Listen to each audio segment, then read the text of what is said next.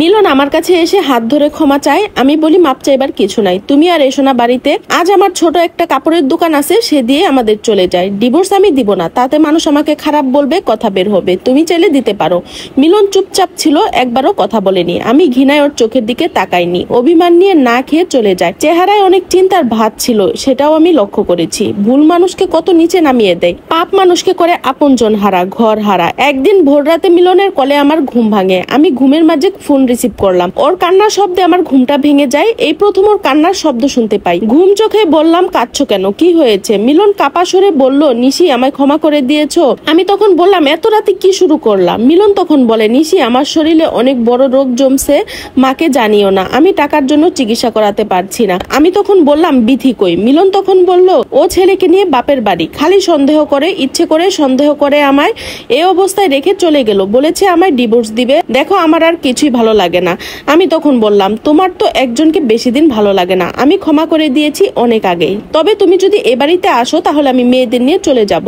আমি আর নতুন করে তোমায় নিয়ে ভাবতে চাই না। তুমি মরে গেছো আমার কাছে সে রাতে, যে রাতে তুমি আমায় বুড়ো বলেছিলে। তুমি মরে গিয়েছো সে রাতে, যে রাতে আমার সাথে প্রতারণা করেছিলে। মরে গিয়েছো সেদিন, যেদিন নিশ্চিন্তে বিথিকে বুকে নিয়ে ঘুমালে। জানো মিলন, ভালোবাসা শুধু চেহারা আর মোহনা দিয়ে হয় না। আমি কখনো তোমার মাঝে তফাৎ দেখিনি, কারণ আমি সবসময় তোমাকে এক নজরেই দেখেছি। যার পরিবর্তন তোমার চোখে লাগেনি। আজ আমি তোমার সেবা করতাম, দরকার হলে অন্যের বাসায় কাজ করে সেবা করতাম। সে পথ তুমি নষ্ট করেছো। তুমি তোমার বাড়িতে আসতেই পারো, তবে আমার বর হিসেবে আসবে না। এই কয়টা বছরের বাস্তবতা আমায় আর কিছু দেখ বা না দেখ কঠিন হৃদয়ের অধিকারী করে দিয়েছে।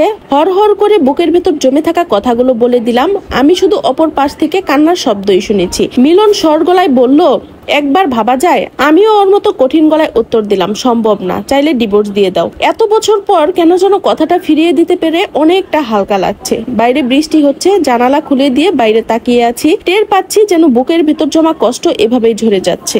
এরপর বহুকাল পার হয়ে গেল, মিলনের সাথে কোনো যোগাযোগ নেই। আমার শাশুড়ি মারা গিয়েছেন, দেখতেও আসেনি মিলন। বড় মেয়েটা মাস্টার্স ভর্তি হলো। আমার জীবনে অনেক বেশি শান্তি, কারণ হচ্ছে আমি আমার মেয়েদের স্বপ্ন পূরণ করতে পেরেছি। আমার মেয়েরা আমার মতো হয়নি, যাদের গায়ে লম্পটের রক্ত থাকা সত্ত্বেও তারা দুজনই মায়ের কষ্ট বুঝে। তারা তার মায়ের মতো আবেগের বসে ভুল সিদ্ধান্ত নেয় না। যখন এসব ভাবি, পূর্ণতায় আমার বুক ভরে ওঠে। বড় মেয়ের বিয়ে হলো 1 বছর হলো, ছোট মেয়ের সাথেই কেটে যায় দিন। হুট করে সেদিন অনেক বছর বাদে বিথির প্রাক্তন বর কল দিয়ে আমায় বলে, খুব আনন্দ নিয়ে বলতেছিল বিথি তাকে কল দিয়ে অনেক কেঁদেছে, বারবার ক্ষমা চেয়েছে। তার যে ছেলে সন্তান হয়েছে সে কথা বলতে পারে না। কথাটা শুনে বুকের ভিতর চাপা পড়া আগুনটা জ্বলে উঠলো। ছেলের মুখে বাবা ডাক শোনার খুব ইচ্ছে ছিল মিলনের কথা আর জানতে চাইনি।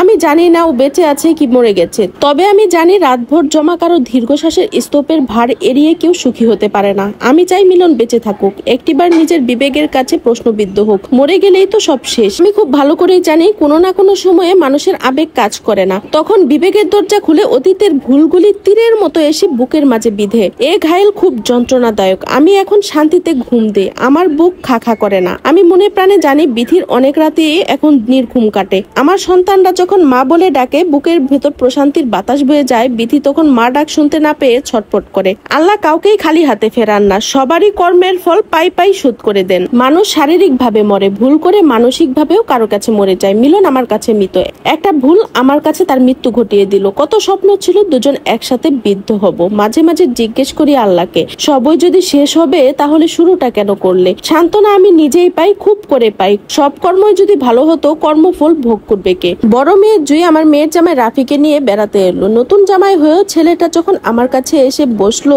বলে, মা আপনি কোন মাছ খেতে পছন্দ করেন? আমি কিছুটা আমতা আমতা করে বললাম, রুই মাছ। নিজের ছেলের মতো বাজারে গিয়ে আমার পছন্দ অনুযায়ী মাছ নিয়ে এলো। আমি আর জুই মনের আনন্দে রুই মাছ রান্না করি। মাছের গ্রান সারা ঘর মোমো করছে। ছোট মেয়ে জেবা উনুনের কাছে এসে হেসে হেসে বলল, মা জানো ভাইয়া কি করতেছে? আমি জেবার দিকে তাকিয়ে বললাম, কি করতেছে? আমার পড়ার টেবিলটা ভেঙে গেছে, ওটা মিস্ত্রির মতো মেরামত করতেছে। আমি জুয়ের দিকে তাকিয়ে কিছুটা গম্ভীর মুখে বললাম, জামাই মানুষ এসব কি করে? যা বারণ কর গিয়ে, কি ভাববে? জুই উনুন থেকে পাতিল নামাতে নামাতে বলল, বাদ দাও তো, কিছুই ভাববে না। আমার ছেলে না থাকার আফসোস ভুলে গিয়েছি। সবাই একত্রে খেতে বসেছি। রাফি ঘরের বাইরে চেয়ার পেতে বসে রইল। জুই, যেবার টেবিলটা তো মৃত্যুবরণ করছে, কয়েকদিনের মাঝে একটা নতুন টেবিল আনতে হবে। আমাকে মনে করিয়ে দিও, পরের সপ্তাহে আসলে একটা টেবিল নিয়ে আসবো। ছেলেটা ঘরের জামাইয়ের চেয়েও ছেলে হয়ে উঠছে বেশি, খুব খুব মিশুক টাইপের একটা ছেলে। খাবার খেতে নেওয়া মাত্রই মাছের মাথাটা আমার প্লেটে তুলে দেয়।